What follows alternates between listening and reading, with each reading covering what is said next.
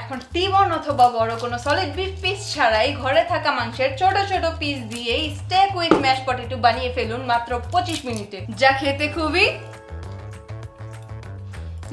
দারুণ। প্রথমে ড্রাই করা বিফ পিসগুলো কাঁটা চামচ দিয়ে স্টেপ করে নিব যাতে ফ্লেভার ভিতরে ঢুকতে পারে। স্টেক বানানোর জন্য অবশ্যই খেয়াল রাখতে হবে বিফ পিসগুলো থিকনেস যাতে 1.5 থেকে 2 ইঞ্চির মধ্যে হয়।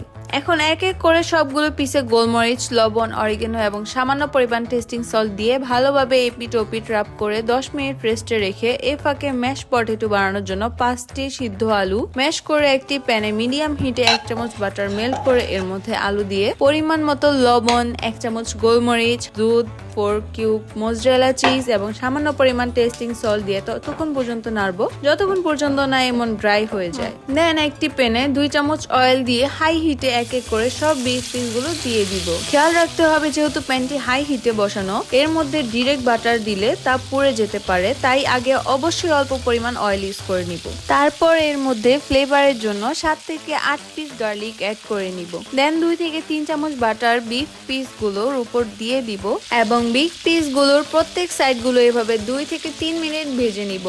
এর মধ্যে 1 চামচ সয়া সস দিয়ে মিক্স করেই যখন দেখবো এমন কালার হয়ে গিয়েছে তখনই আমাদের স্টেকগুলো ম্যাশ পটেটোর সাথে খাওয়ার জন্য রেডি।